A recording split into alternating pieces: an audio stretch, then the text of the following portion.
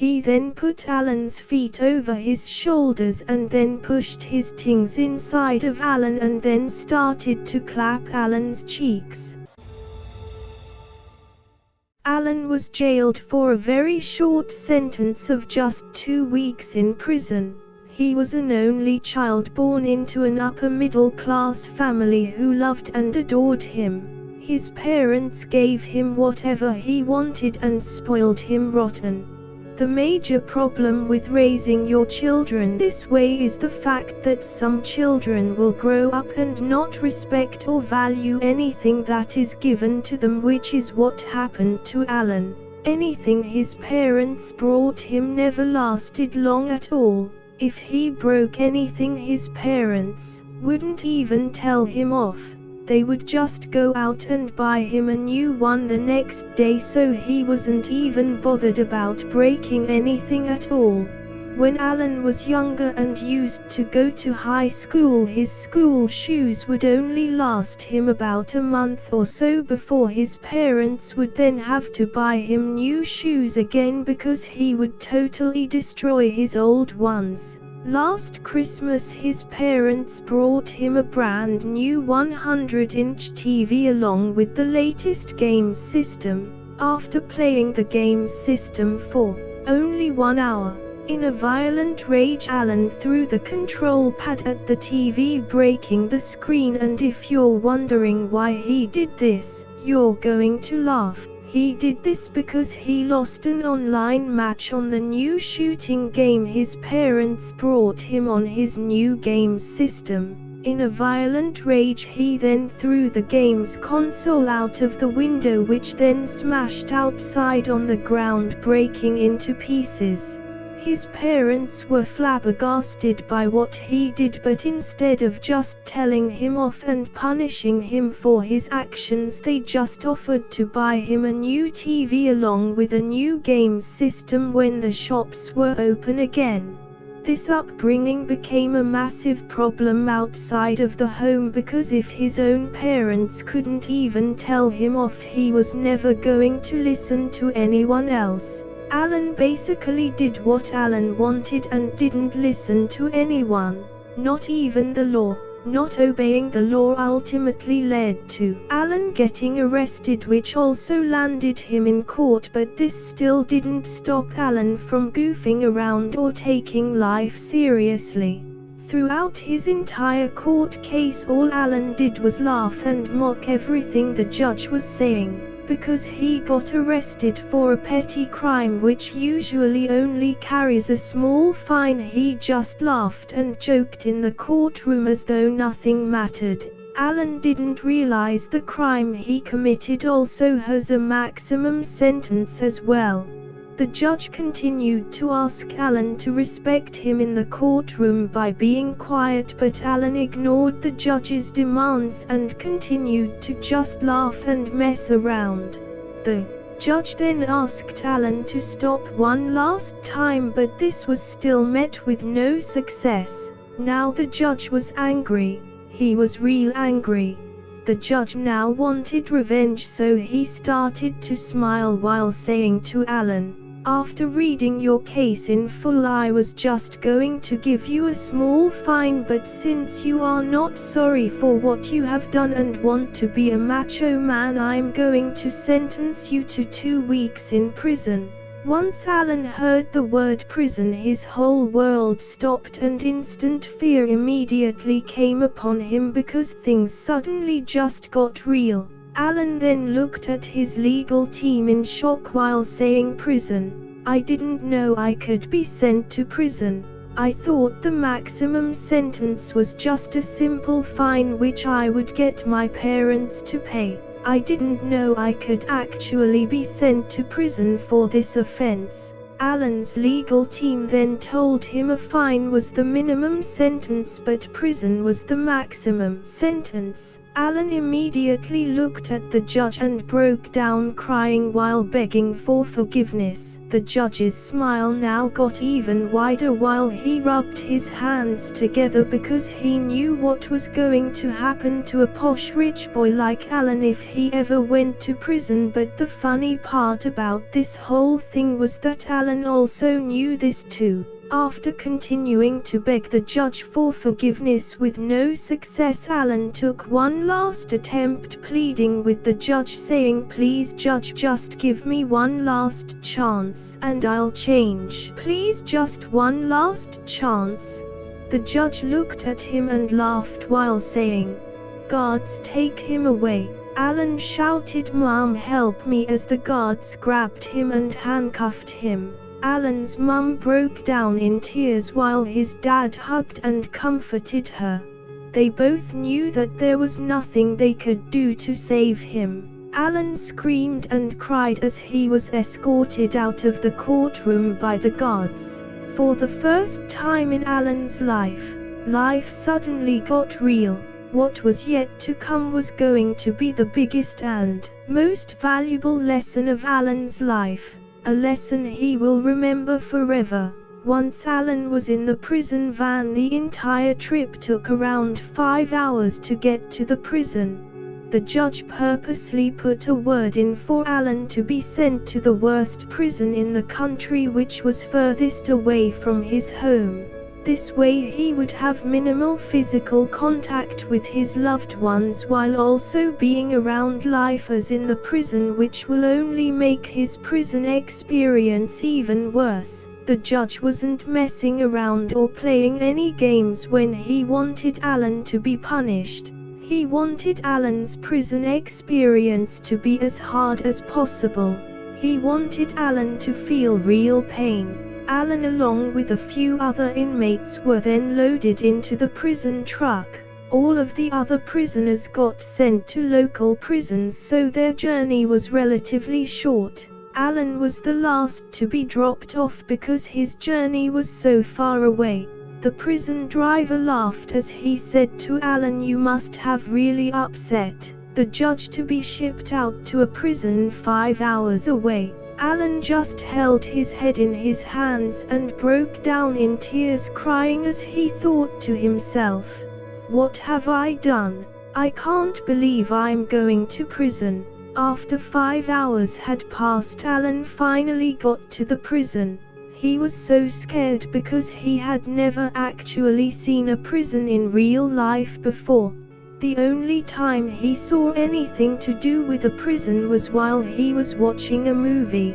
When he finally got to the prison, he only spent 1 day on the induction wing. The next day, a prison officer opened Alan's cell door while saying, "Howdy, partner. I heard you are the tough guy. Usually for such short sentences like yours, we just let prisoners do their entire sentence on the induction wing, but I've heard so much about you, so since you are such a tough guy, we are going to fast track you by moving you into general population.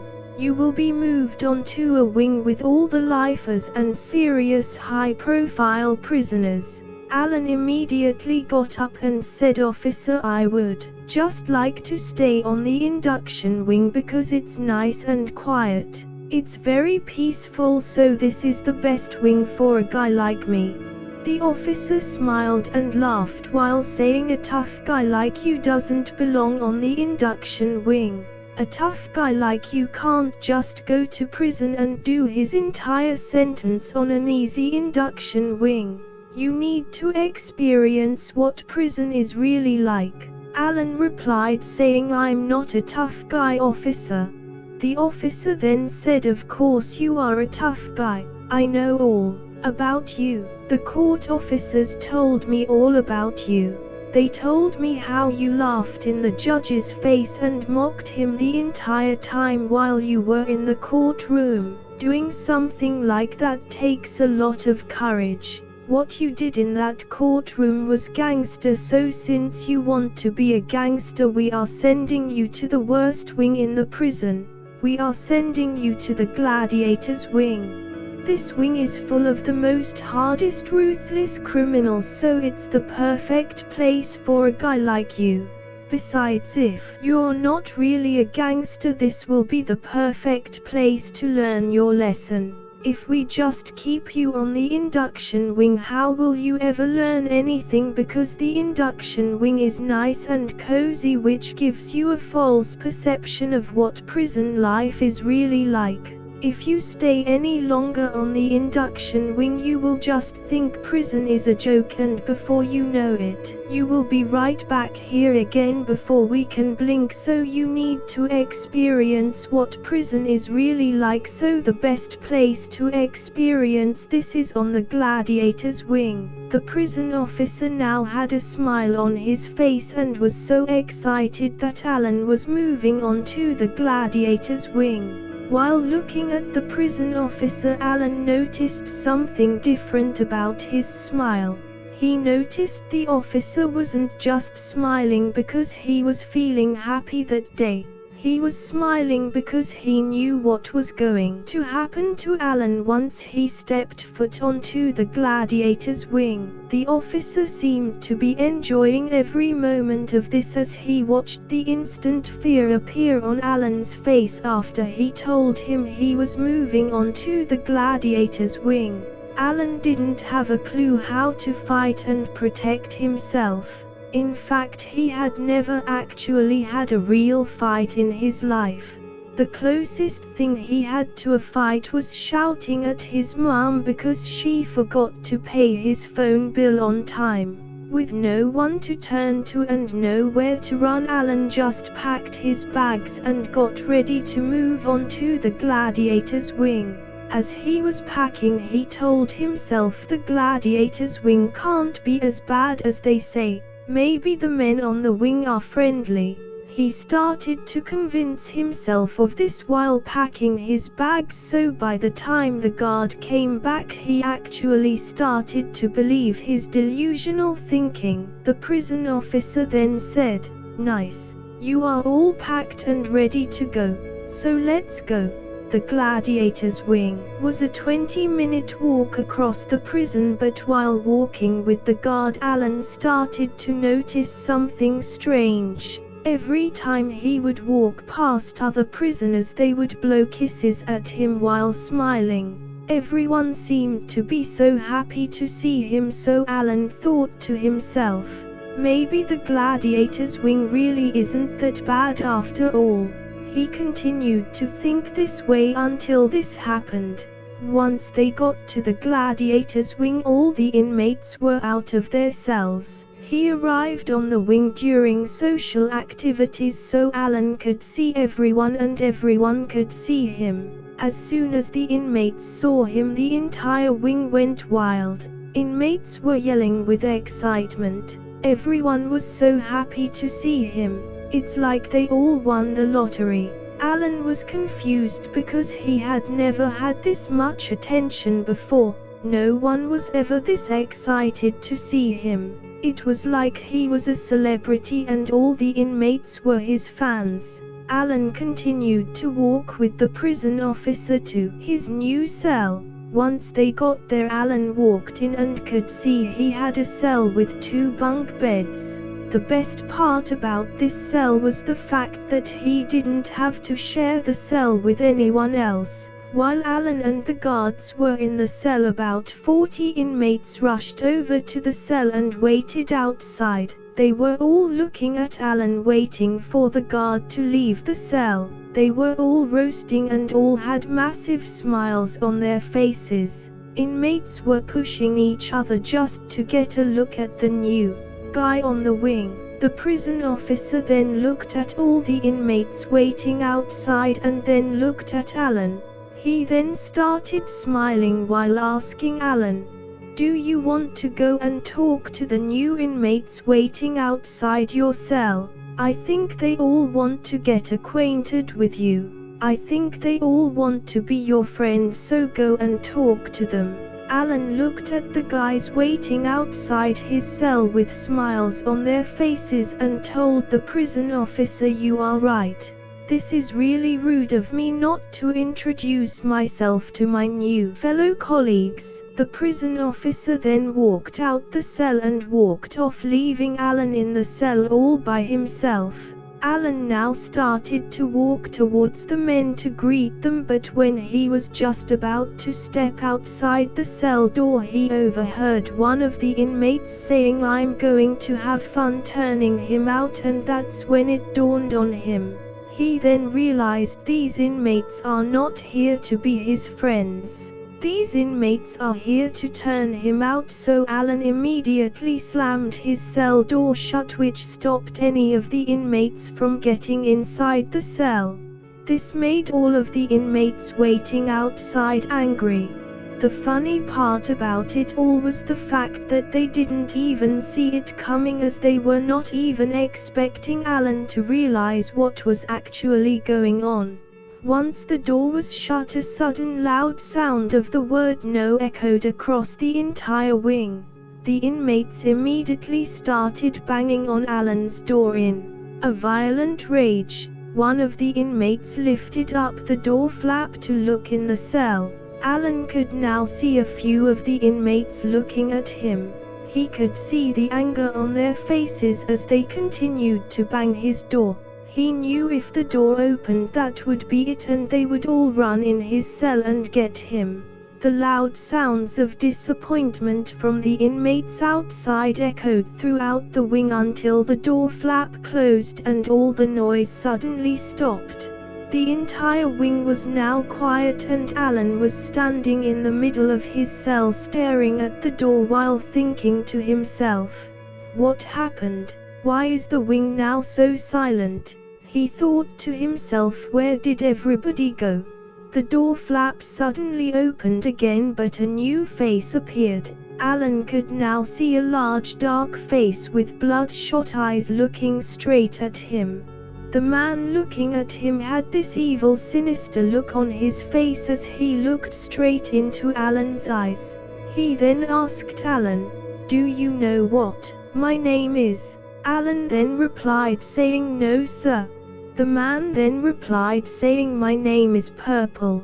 Alan then froze and looked at Purple like he had just seen a ghost, because he knew that name, but he didn't actually think he was a real person. He just thought Purple was a mythical figure. He used to make jokes with his friends about going to prison. They used to say things like, "If you go to prison, Purple is going to catch you and then turn you out." The name Purple is known all over the country, but Alan always thought Purple was just an urban myth. He didn't think Purple was actually real. Alan was now even more terrified now and wished he could just turn back the hands of time, but it was too late. He was now looking at the most notorious prisoner in the country and was scared for his life. Luckily he was behind the prison door and Purple had no way of getting in, so he was safe. Purple then said to Alan, "When the prison officers open your cell door later when it's time for dinner, I will come back to your cell. We can both walk to the canteen and eat dinner together. After we have finished eating, we will then come back to your cell to grab your things to take back to my cell. Me and you will then share a cell together. You will be my new cellmate. Are we clear on this?" Not knowing what to do or say, the first thing that came out of Alan's mouth was, "Yes, sir." Purple was happy with Alan's answer and said good. He then closed Alan's door flap and walked off. Alan then ran into his bed and put the covers over him. Feeling scared for his life, he cried himself to sleep. After a few hours had passed, his cell door opened, which he immediately woke up out of his sleep shouting, "No, leave me alone, stay away from me." The officer then looked into the cell and shouted, "Dinner." He then walked away laughing. Alan's cell door was now open and he was starving. He knew he could not go to dinner because that would be it. Life as he knew it would never be the same again. He knew if he went to dinner he would get turned out by Purple, so he just jumped out of his bed and ran to the door, slamming it shut, which locked himself in the cell. He was so hungry, but this was the only way he could be safe from Purple.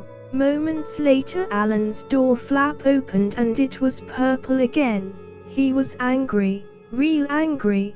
He then said to Alan, "Why did you lock yourself in your cell? I told you to come to dinner with me, but you didn't listen, so you will pay for this." Alan got some courage and said to Purple, "You don't scare me. I'm never going to dinner with you.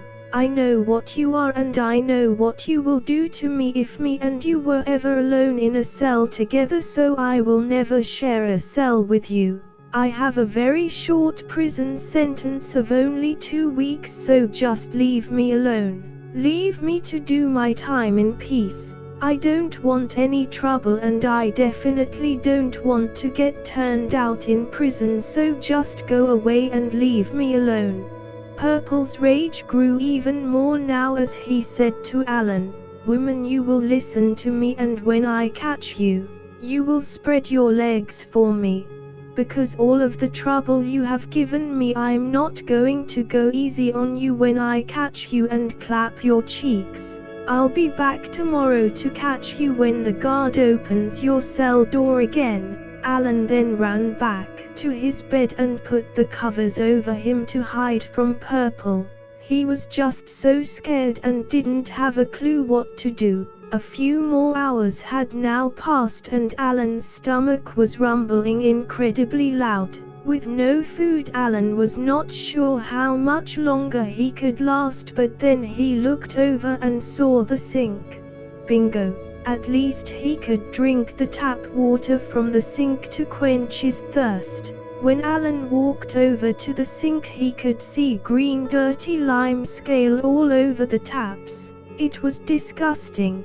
These taps hadn't been cleaned in years. He then thought to himself, if the taps are this dirty, imagine what the water tastes like. He had to just drink it because he had no choice.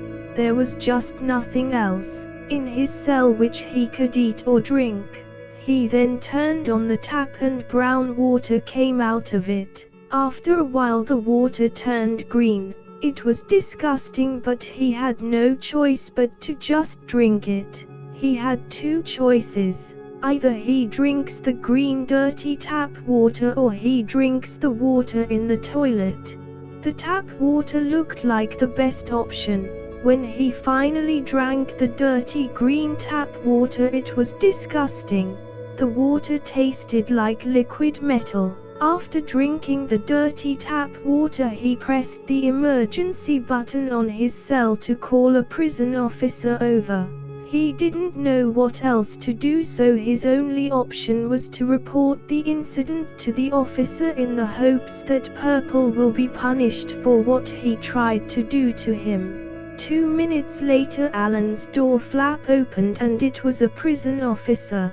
The officer then said, "What is it? What do you want?" Alan then replied saying, "Officer, you need to help me. Purple and other inmates on the wing are trying to get me to come out of my cell so they can turn me out. Could you save me from this and punish them for what they are trying to do to me, because this is wrong on so many levels. No one deserves to be turned out in prison. Why can't I just do my time in peace?"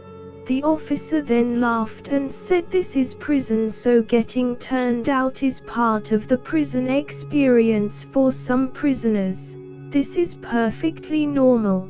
Don't worry, I've heard after you get turned out a few times it no longer hurts and starts to feel good, so you will be fine. Don't try to fight it. Just give it up, because it will only be worse for you once it happens. The more you make them wait, the more they punish you when they finally get it." Alan was shocked by what he heard from the prison officer. He then said to the officer, "Please, I'm begging you, please help me. Please save me from getting turned out in prison, or at least move me to protective custody."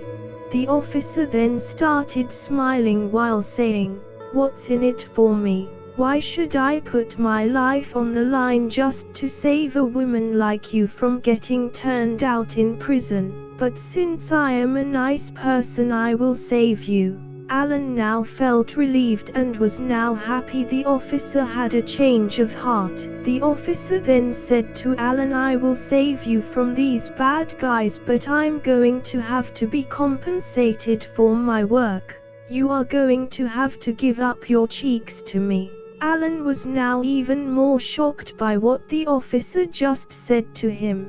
He then said, "No, you are not supposed to be doing this to me. You are meant to be helping me. Why can't you just get what you want from a real woman instead of trying to get me?" The officer laughed even louder while saying, "A real woman, a real woman. Have you seen the requirements that real women want nowadays? The most basic woman nowadays who is a 0 out of 10 in looks wants a man who earns 6 figures or more per year. The really pretty ones won't even date you unless you earn a minimum of 1 million a year. So how do I get a real woman if I don't even earn 60k a year? My only other option is to turn out women like you when I'm at work." Alan started to back away from the door and ran back into his bed while putting the covers back over his face. The officer then closed the door flap and walked off laughing. Alan was hungry and sorry for all of the bad things he had put his parents through in the past. He just wished he had listened and never disrespected the judge. His entire prison experience just felt like a bad dream. He just wished at some point he could just wake up and be at home with his family, but this experience unfortunately wasn't a dream. This was real life. He just laid in his bed crying, wondering what he was going to do. Wondering how he was going to avoid getting turned out by Purple and any of the other inmates who were trying to get him. He asked himself, "How am I going to get out of this mess?" Alan's belly wasn't just rumbling now, it was hurting, and he couldn't bear to drink any of that nasty green tap water again. He was so hungry, but as he looked closer he could see something moving on the wall. Alan now had a massive spider in his cell. He was normally scared of spiders, but because he was so hungry he didn't even care anymore and just saw it as food to eat. At this point his stomach was burning of hunger, so he just jumped out of his bed and grabbed the spider off the wall and ate it. Alan was so hungry he showed no mercy on that spider. He just shoved the spider in his mouth and ate it like it was candy. Alan couldn't believe he just ate a massive spider, but he didn't care because he was starving. At this point he would have eaten anything that was in his cell because he was so hungry. He then started to feel tired again, so he jumped back in his bed to lay down and fall asleep. He was just about to fall asleep when he noticed someone was unlocking his cell door. He thought it was the prison officer coming back to try and convince him to give up his cheeks, so he shouted, "Officer, I don't want to do that sort of stuff with you, so you can go away and leave me alone." The door was now unlocked. Alan then heard footsteps walking away from his cell door, so he thought to himself, "It's midnight, so why has the officer opened my cell and walked off?" He thought this was bizarre, so he got up and walked to the door to slam it shut, but before he could do it the door was pushed open. Alan had to quickly move out the way because it opened so fast. This was a solid metal door, so whoever pushed it open must have superhuman strength, because the door was heavy and solid, so whoever pushed it open like it was nothing. The prison door now opened and the person walked into the cell. Alan's jaw now hit the floor as he locked eyes with who it was. Alan's hands were now shaking. He was terrified. He had no clue what to do and was completely speechless because he knew the person who walked in the cell. The person who walked in the cell was Purple. Alan was now staring at Purple like how a sheep stares at a wolf right before being devoured. Purple also had a bag in his hand with items inside of it. Once he was fully in the cell, he then slammed the cell door shut so Alan couldn't escape. Alan then got on his knees crying and begging Purple for forgiveness. He then looked up while on his knees and could see Purple smiling at him. Purple then said, "She's on her knees. She's right where I want her." He then put his hand in his bag and pulled out some red lipstick along with a blonde wig. He then put the lipstick on Alan's lips and then put the blonde wig on Alan's head. Purple then started to unbutton his pants and took his tings out. Alan was shocked by the size of Purple's tings because Purple was huge. Purple then told Alan, "Suck my tings, woman, and you better be good." Things had just got even more real as Alan said to Purple, "Please Purple, I can't do this.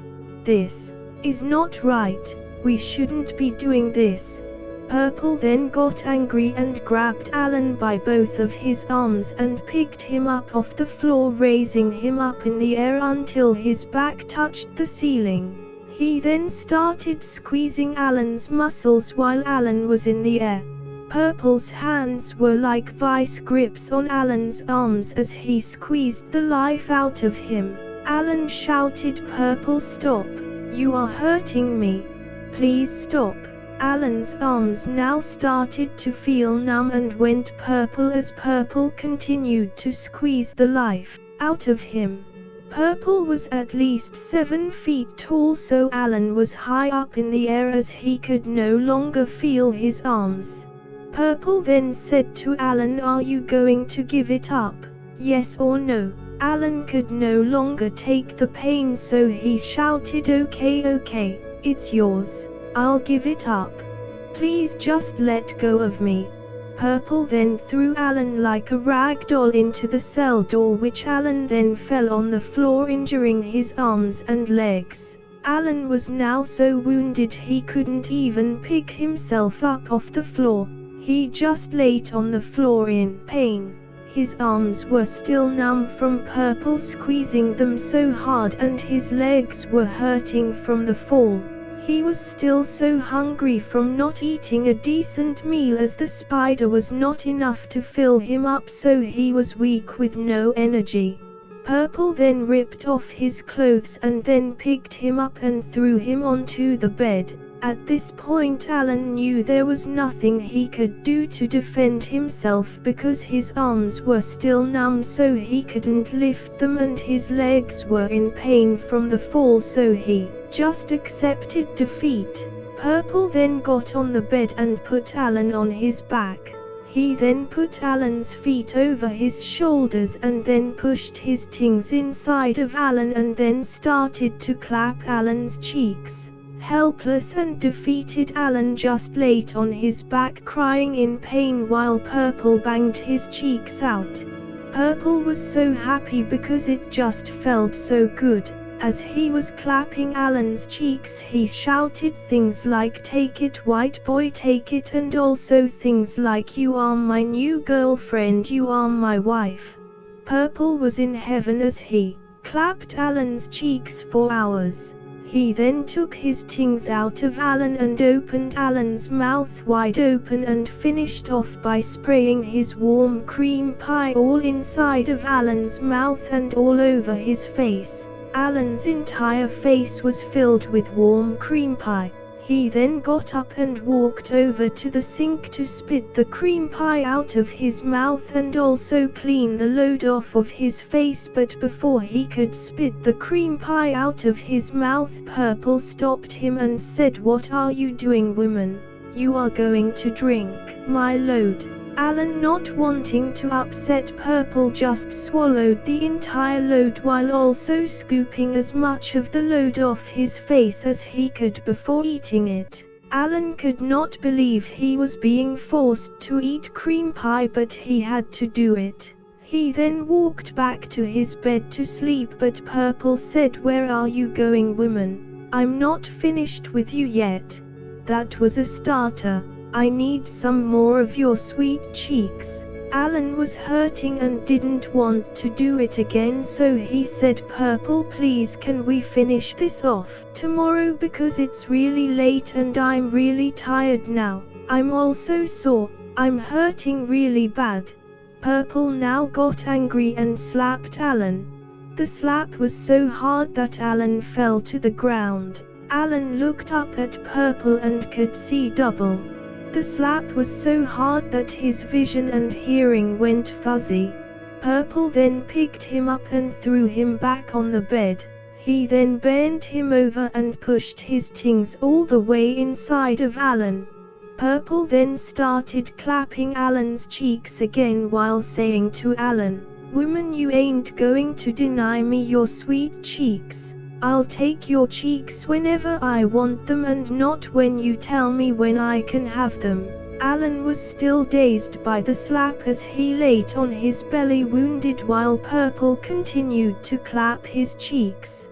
This session lasted for 2 more hours before Purple started to feel the nice sensation in his tings. He then exploded inside of Alan. He sprayed his warm cream pie inside of Alan, filling him up.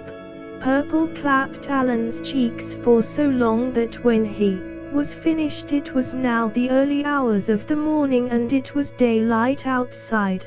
Purple now felt tired, so he went to lay down in Alan's bed. Alan then got up and walked over to the toilet to do a number 1 standing up, but before he could do it, Purple shouted saying, "Oi woman, don't let me have to walk over there and slap you again.